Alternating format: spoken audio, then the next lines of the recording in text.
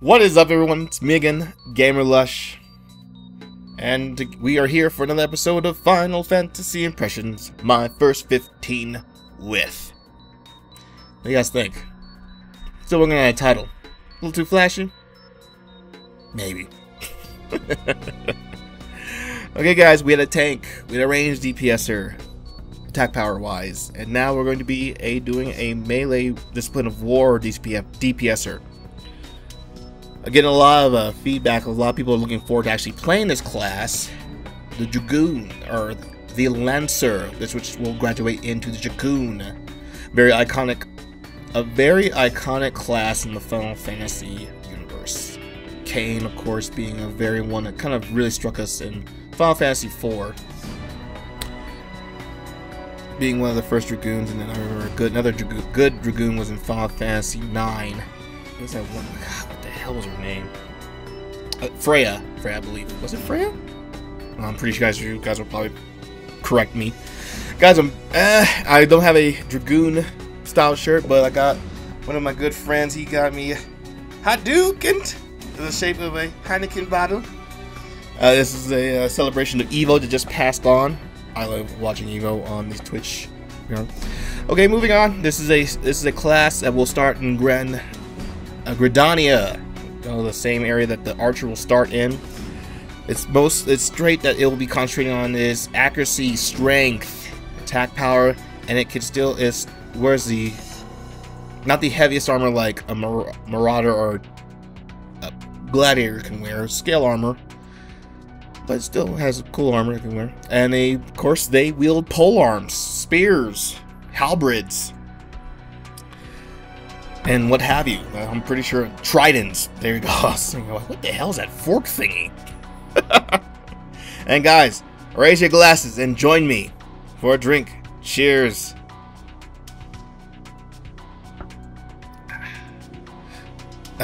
Little higher on there. I picked up some a little thing of Smirnoff. I picked up.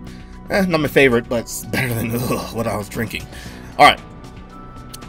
With my first thing, first off, it was cool to have a two-handed character. It still had a little bit of survivability with it, and of course, like all classes, you get your first attack, basically true thrust. It basically you hit him for 150 potency. But yeah, so that goes on later.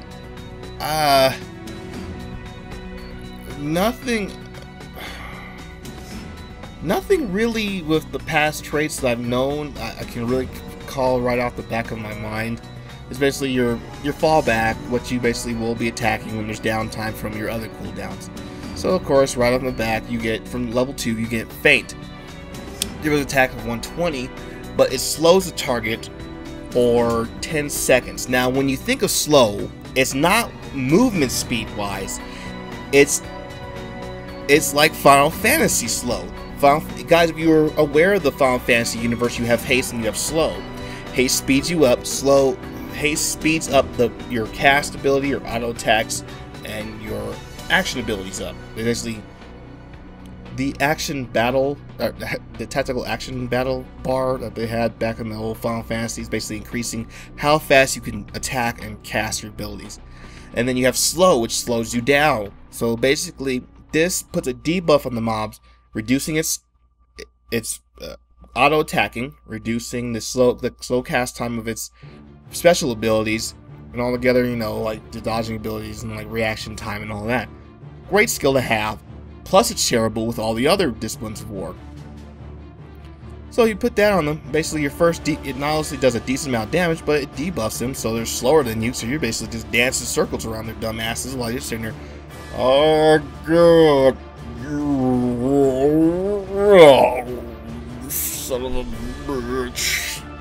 Poison breath. Poison breath will be 5 seconds. Would you like to continue? Press 1 to continue. Boop. You pressed 1. Please wait 5 seconds instead of your original 2 seconds. Son of a bitch. While the dragon's just sitting there poking and prodding at you. Alright, so yeah, and plus you can pick this up with a lot of other classes. I picked this up for my ranger. I keep saying ranger. I'm gonna punch myself every time I say ranger. When it's archer. So basically, not only are you kiting the bastard, but you're slowing their attacks on you. So feint's a really cool thing. Plus, on top of that, with feint, it has enhanced feint later on at level 14, which basically increases the It's 10 at first. Basically, you have a 10-second slow, and then once you hit that, you'll basically have a 20-second slow. Ugh, that's like murder. Oh man, that's like that'd be super trolling some mobs. Or let's hope they work that around the PvP aspects. But good God, that would suck. All right, especially for casters. Ooh, God. All right, so later on, okay, let's move on. Level 4, you have Keen Fury, increase parry rate. This is a cool tank ability. That's why, God damn it, Duty Finder. This is another thing I'm going to keep keeping up, like the playing with other people on a massively older player thing. Duty Finder. Damn you, Duty Finder. Damn you. Paladin. The first tanks I've played with in Final Fantasy XIV when my first parties up were Dragoons. They had picked up some gladiator skills with their secondary abilities, and first they had the second hardest armor, and they worked just fine. They were great tanks. They had these cool abilities. They were contributing to damage. They had the ability to parry attacks. They picked up a lot of gladiator skills with the AoE ability, plus the defense thing. And I believe one of them had a Marauder skill where it had Bloodbath, but I'll get onto that once we hit the Marauder thing. Dragoons, if you're thinking about being a dual-wielding pike, lance, halberd, trident tank, you can do it. You can do it. Just stay away from the goddamn Duty Finder. Why don't you have that ability? I don't know. Why don't I have the ability to choose roles? You make me sick. You're the only reason why people can't diversify their skills, because you make them choose that role. You. Why am I angry at my hand? Man, I've been drinking too much, maybe. Oh, speaking of which, cheers. Oh, goodness. Alright. Now, going on with being incredibly stupid, we're moving on to Vapor Thrust, a battle potency of 100. This is another combo ability like I was explaining with the Gladiator. You have to do, first you initiate the combo with True Thrust, then you hit it with Vapor Thrust, giving you a 200% potency. Hits hard. Awesome. Looks cool. Basically come in with an arc sweep, and then you hit one with a low jab. Cannot be shared with other ones. Keen Fury can be shared. Going back to Keen Fury. So basically, gladiators can basically pick another buff, basically making them almost like goddamn. First you're blind. I take 20% less damage, and now I picked up Keen Fury from the Lancer, which basically increases my parry rate. I got you. Parry that shit. Nope. Get this shit out of here. Nope. Oh, you hit me. Up 20% less damage. You suck.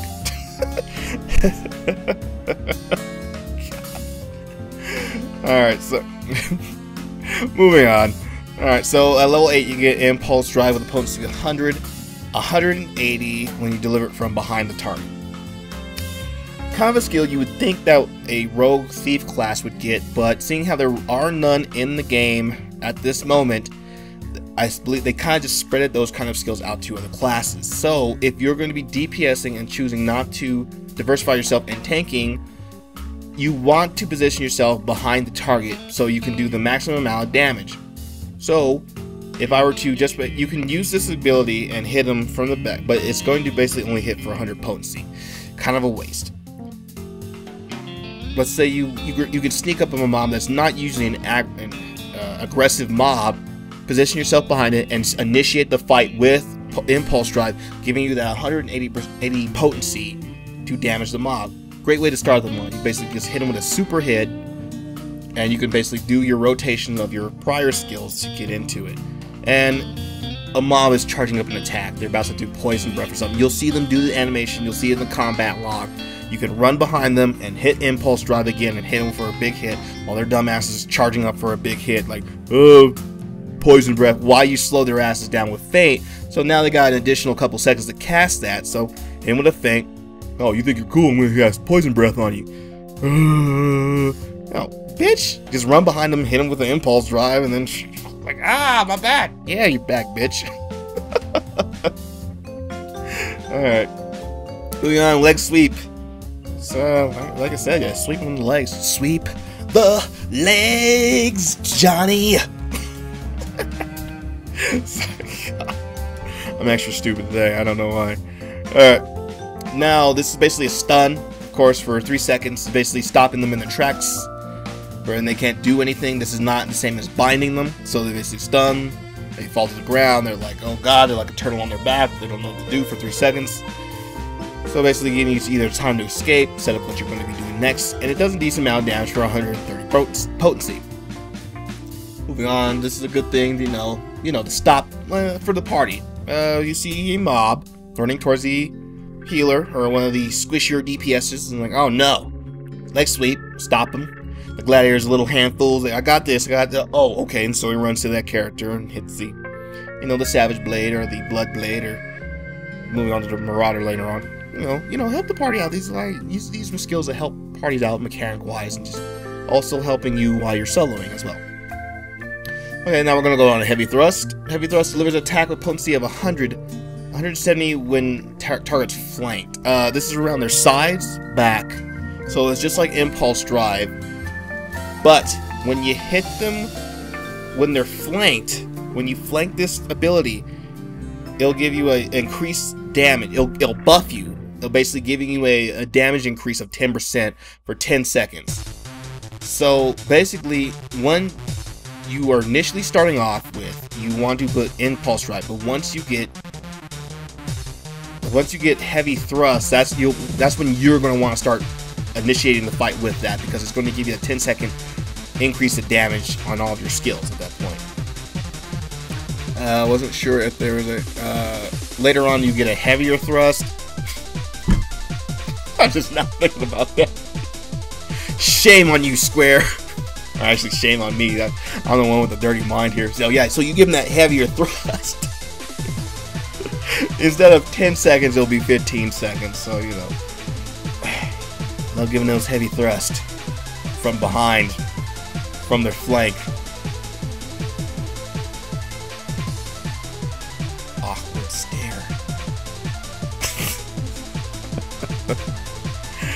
Alright, let me stop creeping you guys out. Alright, so basically, like I said, I've only leveled these up to 15 to check out their quest. This is an interesting thing, and it kind of took an ability from the Dark Knight. I am the Dark Knight, Batman. I'll give Final Fantasy. I'm not giving Final Fantasy the hero they want. I'm giving Final Fantasy the hero they need. What is wrong with me? I really hope they put Dark Knights in this game. Okay, now I'm getting sidetracked again. Alright, Life Surge ensures a critical damage on so a non-attack or non-action. It's basically a buff. So basically a non-magical action. So basically, just as long as the attack's not magic-based wise, it gives an explanation for all the skills. It will give you the absorption FP of, it will basically, that first initial hit or action that you use while Life Surge is on will heal you for 20% of your max HP. That's awesome. So basically, when shit hits the fan, you're getting hit, activate Life Surge, you hit them, you get 20%, basically, hopefully buffering enough damage for your Conjurer or your Gladiator to get on their shit and the Gladiator to grab your stuff, or if you're tanking with the Dragoon and for some reason the Conjurer got stunned. She's out. Why did I say she? Oh god, am I generalizing? I'm getting off track. Oh wow, that's pretty normal for me. Alright, so the Conjurer is line out of sight. You could basically have this emergency skill to where it's like, oh fuck, okay, Life Surge, bam, my heaviest hit. I guess heavy thrust? Heavy thrust. I can't believe I'm acting this stupid. Okay, so one of your heavy skills, it basically will give you the 20% maximum amount of your HP at this point. It's a cool little skill. It's like, I'm like undermining it. So yeah, I guess it's a cool little skill. Yeah, I guess. No, it's an awesome skill. Anyway, so guys, this one is viable for being a tank class as well as, hell, a lot, besides Archer, I can see in the distant future there, a lot of these discipline wars are viable for being good tanks.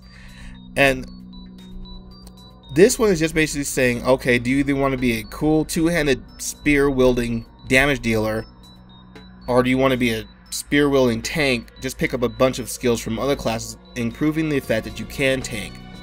But the thing, of course, this guy, I'm Duty Finder. I hate you. I hate you so much. Well, I hate you and I love you at the same time. It's preventing you from doing that because it's telling you, saying that if you're a Dragoon or Lancer Dragoon, you can't tank, because that is not your skills you're putting out for. Square. Put that in there. Put the option to make us choose whether we can tank, DPS, or heal. Just saying. Just saying. Anyway, guys, like I said, Dragoon's a cool class. It is a freaking cool class to play. It diversifies debuffing, increasing damage, giving you those emergency skills to heal yourself. Later on, they'll give you a really cool option as Dragoon that do jumps and shit. Oh, guys, I'm sorry. Oh, God, I fucked up. I'm sorry. I switched Life Surge with Piercing Talon. I can't believe I did that. Actually, probably. Well, my Dragoon was actually 19. I could tell you guys like more, but I've been telling myself that around like to stay with level 15. The class skill lets you basically get you a javelin throw. It's Piercing Talon. It's a cool pull mechanics. That's another reason to enforcing the fact that use your abilities to mix match with other kills to make yourself a cool tank or what have you. To getting your way out of harm's way is basically a throw. It's a ranged ability that where you can throw your spear, or it's like a javelin throw. It's like it comes initially. God, you got a spear, throw it like a javelin. Why not? So basically, it's a baseline attack. It doesn't hurt that much. It's 120 ability. I can't believe I mixed the two. I'm sorry, guys. So basically, you get Piercing Talon, the javelin throw first, and then you get Life Surge. I'm sorry I fucked up. And what happens when you do this, too much of this? You know, speaking of which, hi, how you doing? Oh, you're not the Duty Finder because you have something. You have a gift in your hand. Thank you, thank you. Okay, now to change the Duty Finder to saying which you can actually change your roles, this will be the Duty Finder. Hey, with that gift of being able to change your ability or changing your role in the game. See, it all comes together. It all comes together. Guys, if you enjoyed your time with me being stupid, please leave your comments below. Like, subscribe, tell your friends how you enjoy your time with me. Join me for a drink. And as always, cheers and game on.